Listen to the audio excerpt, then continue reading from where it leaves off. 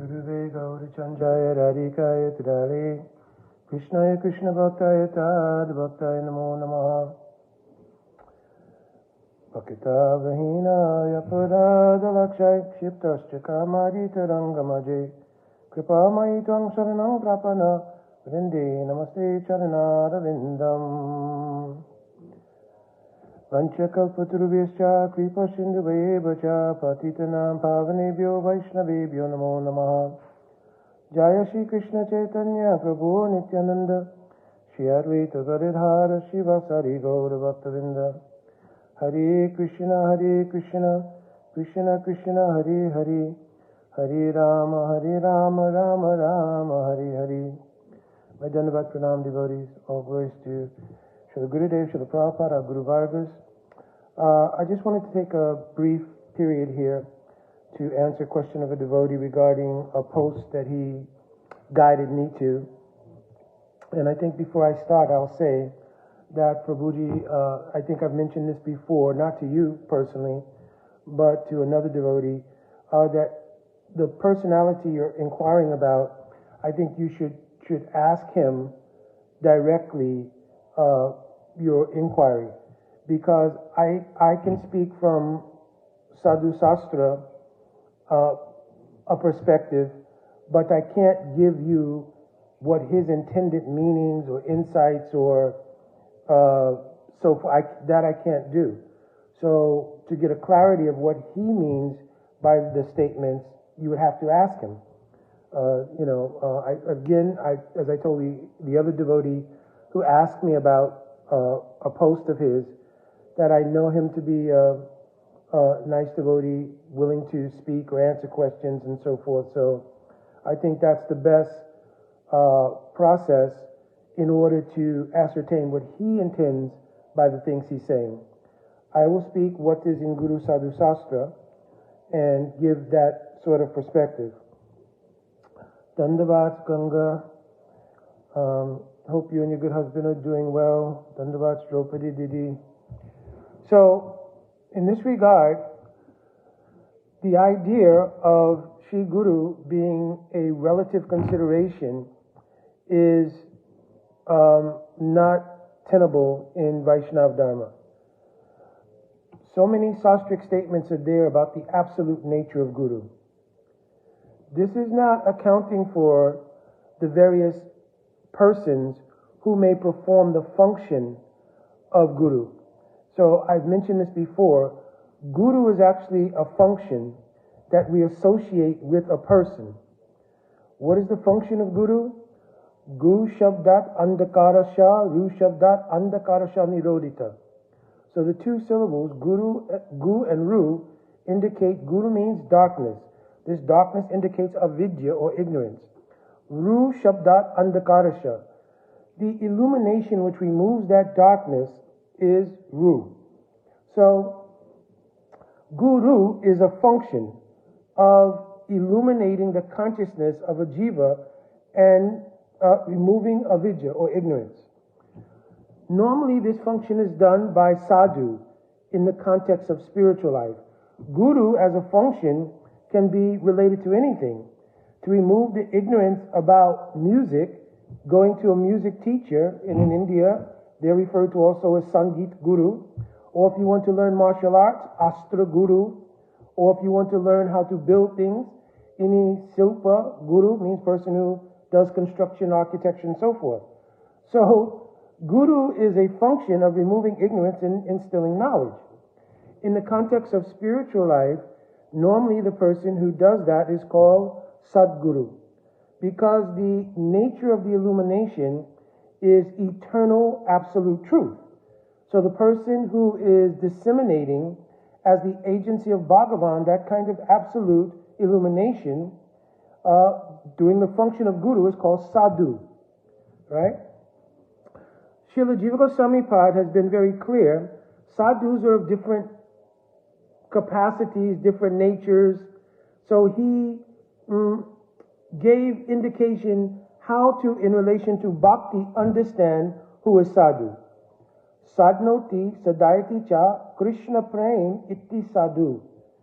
In the context of bhakti, A sadhu is that person who has understood that the sadvastu, means the eternal absolute reality, is Krishna Prem, love for God. That person is sadhu, contextually speaking, in relation to bhakti. So, a person who is in that category and is performing the function of giving illumination in regards to serving Krishna, to develop love for Krishna, that person is doing the function of guru. That function of guru is also a prerogative of Bhagavan. In other words, the illumination, the power of illumination is actually coming from God. In Chaitanya Charitamrita, it is also mentioned there. Jive sakshat nahi chaitya guru rupe, shiksha guru hoy Krishna mahant swarupe. The word mahant here is very important because in the purport, our Srila Prabhupada indicates a mahant means the external manifestation before the external senses of a fortunate conditioned soul, that Krishna makes his appearance in the form of mahant, means guru. Understand? The person performing that function of guru. So that sadhu who makes his appearance before the external senses of the jiva, that represents the potency of super soul, that person actually is sadhu performing the function of guru. So the function of guru is actually a prerogative and facility of Bhagavan. Original Adi Guru is Krishna. That's why it's also mentioned, Brahmanda Brahmati Kon Bhagavan Jeev. As you're wandering throughout the various universes from one lifetime to another, Brahmanda Brahmati Kon Bhagavan Jeev, Guru Krishna Prasad, Bhakti Lata Bij. One gets the seed of this devotion from a devotee, but it says Guru Krishna Prasad. So the genesis of that prasad is Shri Krishna. The dissemination of that prasad is in the sadhu, who's performing the function of guru. Understand? So all guru, sadhu, Bhagavan are absolute principles. Those absolute principles are manifest in the persona of a person who is in capacity to manifest it. In other words, in different levels. So for instance, those who have descended directly from the Nitya Dham, the Nitya abode, the spiritual world, and are performing the Leela of a sadhu and are giving the function of guru, that is one manifestation of guru. It is the ideal manifestation of the absolute principle of guru. But it could also be those who have come from the stage of being anadibada, means bound jivas, who have come through the process of bhakti, being imbued with Swarup Shakti, and have obtained siddhi from that angle, they are also considered to be eternal associates of Bhagavan. How? Because their siddhi, their perfection, is given a eternal status in relation to Krishna. Other than that, it would not be siddhi, it would not be perfection. So if anybody has realized their eternal relationship with Krishna, that relationship is eternal, so they are also eternal associates of Krishna. There are also those who have become qualified on the path of progress to perfection. They are described by Rupa Goswami, Sastra Yukti Sunipuna Dridha Shraddha Yandra. Uttamadikar, the word Uttamadikar is used here. Uttamadikari say, Tariye Sangsara.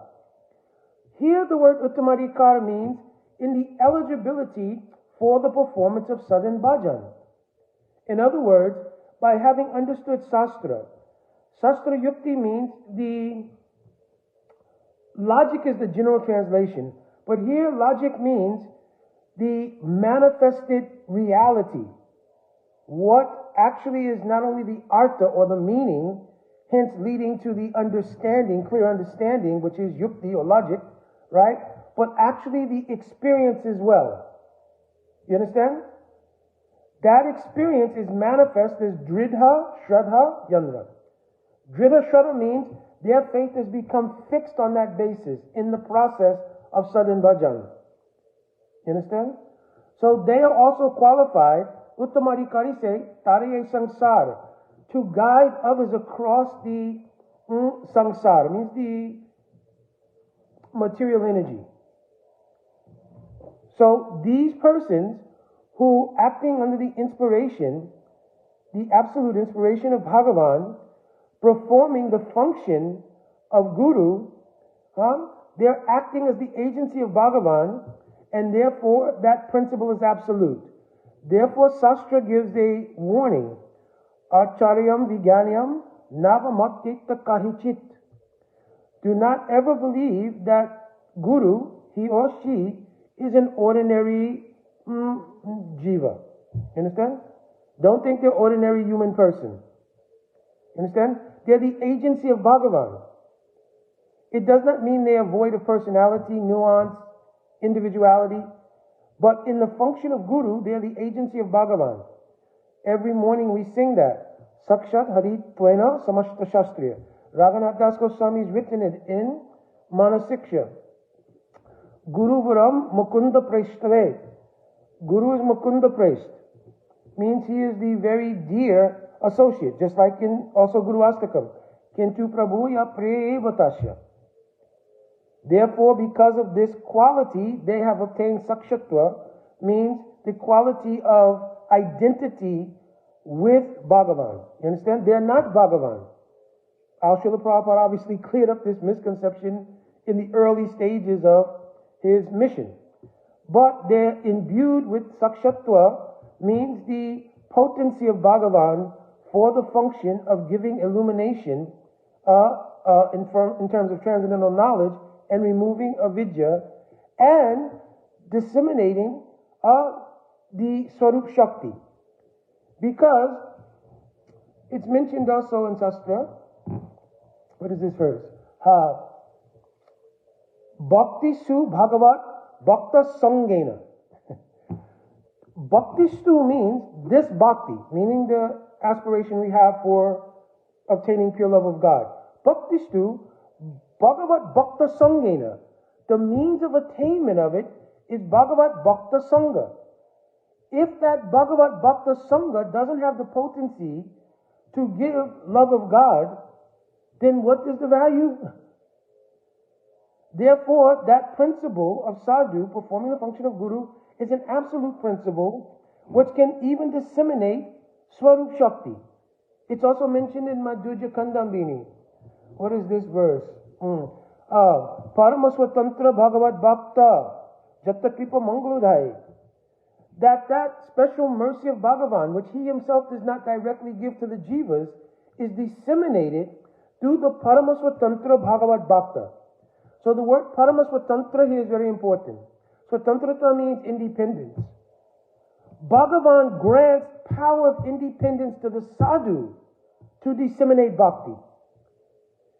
So the sadhu comes to the platform where he has the ability to see Prem, Maitri, Kripa and Upeksha, means his own love for God is intact. Maitri, he sees friendship with devotees. To those who are Balishu, means innocent persons who are trying to understand God, he's able to give them Kripa. And he may show Upeksha, means he may show indifference or not preaching to the faithless, etc., etc. You understand? So even those coming directly from the spiritual domain and descending to this platform will operate on the basis of Madhyam Bhagavat. Means operating on the platform of the vision where they can make distinction who's innocent person, who's envious person, etc., etc. in order to disseminate the Kripa of Bhagavan. Understand? Bhakti Vinod Thakur is also saying, Krishna say to Ma, Krishna Diti Paro Tomara Sakati Ache. Oh Vaishnav Thakur, you have Krishna and Diti Paro means you can give to others. So that Paramaswatantrata in the Vaishnav is an agency of Bhagavan, and that is an absolute principle. Sometimes, and now I'm addressing the point that you're inquiring about, Prabhu, sometimes when we experience a mal-application or misapplication of pure bhakti, in order to adjust to the results of that mal-application or misapplication of bhakti, we tend to want to relativize both Bhakti, Bhagavan, and the Bhakta in order to more easily make adjustments. You understand? If something is absolute, then you have to adjust to it. But if you can make it relative, you're adjusting it to you. You understand? So the tendency is there, especially if we've not fully digested. Tate anukampam susamikshamano punja eva atma kritam vipakam. Atma kritam here means everything that happens has some relation to me, something I am responsible for receiving. You understand? This does not necessarily justify all activity. That's a separate thing. But in my own personal space and unfoldment in bhakti, I will have to understand atmakritam. What has happened in my life space has something also to do with me. Therefore, I will keep the absolute principle in the absolute position and make my adjustment to it. If I begin to relativize, if I begin to try to create more of a human faculty to the absolute principle of Guru or Bhagavan, you understand? I'm adjusting the absolute principle to me, and therefore hence subjectively to everyone else. But if I keep the absolute principle intact, it requires that all persons adjust their subjectivity to the absolute truth. Right? Because everybody has subjective experiences. So we adjust our subjective experience to the absolute truth. Because if there's nothing that is absolute, faith becomes very difficult. Because you cannot place faith in something which is subjective. You understand? You have to place faith in something absolute. Something that you know will not waver. Now, if you conflate the absolute principles with the subjective personalities, that again is something that you have to make adjustment for. It's not that the absolute principle has to be adjusted. Let me make a more clear example. If you will see that I have accepted someone as Guru, and in accepting that person as Guru, some fault is found in them. Now there are many nuances to this, so it's not just cut and dry. But I'm giving a general idea. Having discovered that there is something that would cause a crisis in your faith, something that would cause some disturbance in your ability to do bhajan sadhan, then at that point, Shastra recommended you can approach that person humbly and you can ask about the genesis or cause of that thing and also see what is the methodology of rectification. If you're unable to make the adjustment, right, to the deviation found in that person, then it is necessity to again find Vaishnava and you will take Diksha from that Vaishnava. This is written in Shastra. Punavidi Sabhyat Vaishnavad Guru. You understand? If that Guru rectifies is one thing, it can be. Also, that's why I said there's many nuances. But in general, if it has caused a crisis of faith, then it's also mentioned there, Guru api avaliptasya karyam akaryam agyanata. If that person is acting in the capacity of doing the function of Guru but doesn't know what's to be done and what's not to be done, that person can be given up. You understand? Now, if there is a situation in which you have an experience with someone who's performing the function of Guru, and again, that experience, whatever it might be, if it was not a deviation according to the standards, what we call deviation, some misapplication in sense gratification or some other sort of thing, but there is some other personal situation that takes place, then if that cannot be reconciled, then again, you have to see atmakritam vipakam. that something in my experience in relation to bhakti, and hence the principle, which is the foundational principle of entering bhakti, Guru Parasraya, has not been fully adjusted yet. Therefore, Bhagavan, being all loving, all merciful, he has arranged these experiences for me to become more steeped in Guru Tattva, and hence to be in a better position to then find the genuine nature of Sadguru for myself. You understand? Here I'm misusing a term a little bit. Find Guru for myself is really not how it works. It's made by divine arrangement. But to be able to recognize that divine arrangement. That's what happens. The ability to recognize that divine arrangement. But to see the what should I say? I don't want to say it's a mispractice, but whatever the cause of the conflict is, or the crisis of faith that takes place in relation to somebody else, even if there was no external, quote, deviation, but somehow or another there was not a harmony of heart, somehow or another with that person, then I should see, again, this was something in me. It doesn't mean that I can observe where there's malapplication of a principle. Like the idea that Guru should be taken under ecclesiastical, hereditary, social, or customary considerations. This is actually a statement in Bhakti Sandarbha of Jiva Goswami. We should not take initiation under those categories. Hereditary, social, customary, or even by ecclesiastical consideration. That there's a board or body that says you should be initiated by this person. Jiva Goswami and Srila Prabhupada echoed it in Adi Leela, chapter 1, text 35 in the purport. He echoes the statement of Jiva Goswami from Bhakti Sandarbha, saying don't take initiation on this basis. So that is a sastric principle. So, but if somehow or another there is some lack of harmony, and that ends up being a fracture in that relationship, I should then think somehow or another the principle of Guru Tattva has entered my life through these teachings, through these experiences with these persons. The principle of Guru Tattva has been teaching me. There will come a time when the actuality of the presence of Sadguru will come into my life. Krishna is always there as Antaryami. But that Antaryami means the super soul is saying it appears as the Mahant.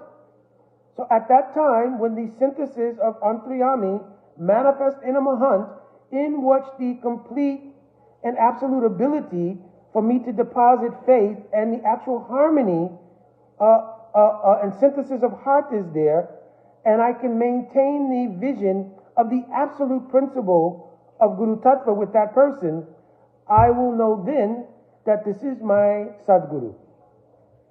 Understand? I will know that time this is Sadguru for me. Understand? And it will also be experiential. In other words, illumination will come also in the heart. And the reason that this is also important is because the Anugatya, or the following of Guru, is not just in this paradigm, but we follow Guru in the Gaur Leela, extension of Gaur Leela, which is how we see Guru now, with the aspiration to follow Sri Guru in the Nitya Leela. So that connection has to be one based in eternality. It cannot be like it's a subjective thing, I'll have to find the right fix or fit for me here. It has to be somebody who's the eternal fit, an absolute principle. And therefore we can never relativize that posture.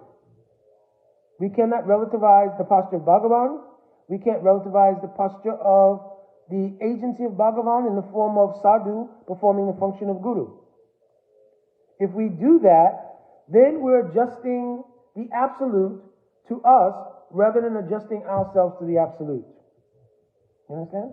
But sometimes when there is a crisis of faith, or when we've undergone some experience with the malapplication of bhakti, then the response to it comes about in wanting to seek out change. And sometimes when we don't directly identify and deal with the actual direct source of what we're experiencing, we generalize it and we turn it into, just like I've seen sometimes the idea of Gaudiya Vaishnavism needs to be adjusted, reformed. There has to be some changes. But actually, what is Gaudiya Vaishnavism? Gaudiya Vaishnavism is actually Mahaprabhu's teachings, Mahaprabhu's associates, etc. How will you adjust that absolute fact? What you can adjust, what you can reform, is where malapplication of Gaudiya Vaishnavism is present. So reform, investigation, change can all take place to the malapplication of Gaudiya Vaishnavism, but not to Gaudiya Vaishnavism. Because Gaudiya Vaishnavism is Mahaprabhu, absolute principle. You understand? And you cannot make that subjective because it feels good. Because again, in subjectivity, we still become the prominent focus because it's about my experience. And sometimes we seek out consensus for that subjective experience by finding others in crises of faith and allowing them to want to come forth to satisfy their subjective experience. Then the next thing, a collective forms around it, and they mutually nourish each other's subjective, relativization of the absolute truth. You understand? And in fact, it becomes very difficult to hear terms like absolute truth. Right? Because again, when you think something is absolute, by very definition, we have to adjust to it because it is absolute. And we're coming from a relative posture. We have to make adjustment. And sometimes people don't want to do that, or they're having trouble doing it because of a crisis of faith or many other reasons. So then they want to, from their position, adjust the absolute truth. And if you make it relative, many people will feel happy with that. Oh, I've lifted that burden of having to adjust myself to the absolute truth. So now it can be, even in the mundane material sense, you'll hear people say, this is my truth. That's your truth. Right? Truth, by very definition, is something that is true. It can't be relative. Especially if your truth and my truth are in conflicting status, how can it be the truth? The truth is the truth, and we adjust to it, and it is absolute. So I'm reiterating over and over again this principle, Prabhuji, just to emphasize that there is no way to make it relative. And all symptoms of that, like creating more of a human profile to Guru. You understand? These sort of things. It is really the subtle relativization of absolute principles. You understand? Because if Guru is the agency of Bhagavan, it's that agency of Bhagavan which is the absolute principle. Now, it should be that that sadhu who is performing the function of Guru is transparent. If there is abhiman of being Guru present, it obfuscates the agency of Bhagavan, and in that, which is a malapplication of bhakti, you can find many things that need to be adjusted. Again, it's the malapplication, because Guru does not have Guru Abhiman. You understand? Guru Abhiman means the idea, I am a Guru. You don't hear any Guru say like that. In common parlance, you maybe say, yes, I have this disciple, I have that disciple. But the true inner mood of that person is like Srila Bhaktivinoda Thakur claimed. Thai sasha tava tapkya savada Guru Abhimana Tyaji. May the idea that I am Guru go very far away from me. I always consider myself to be the Sishya of my Gurudev. My Gurudev also feeling the same. Their Guru feeling the same. In this way, there is no obfuscation to the flow of the original principle of Guru, Sri Krishna, manifested as Nityananda or Baladev Tattva. There is no obfuscation to that flow. Understand? So a person who's sadhu is doing sadhu life, means they're doing sadhan bhajan, according to their adhikar, etc. If they're of an adhikar at least, where they're sastha yukti suni punya, they may perform the function out of compassion, out of mercy. They may perform the function of giving transcendental knowledge to illuminate the hearts of jivas to remove ignorance. That function is called guru. Understand? So again, here the last point, you cannot obfuscate that absolute principle by the relativity of considering yourself to be guru. Because as soon as you see that principle, you should know that the absolute principle of guru is not present. And you will find room for critique, criticism, this, that, this, and that. Understand? Because it's not the principle of guru at work. Because you cannot have guru that's not the reflection of the potency of Bhagavan. Because then even the person who's so-called performing that function, they're performing it relatively. Based on their abhiman, I am guru. You understand? Alright, I didn't mean to belabor this point, Prabhuji, but I think, and again, I'm reiterating what I mentioned to you in the beginning. Many other people are also watching this, because this is my format for answering questions, as you know. So, for them, I'm just speaking the general understanding of Guru Sadhu Sastra in this regard. But to yourself, again, I would say to reach out to that particular person and get clarity on what they mean by it.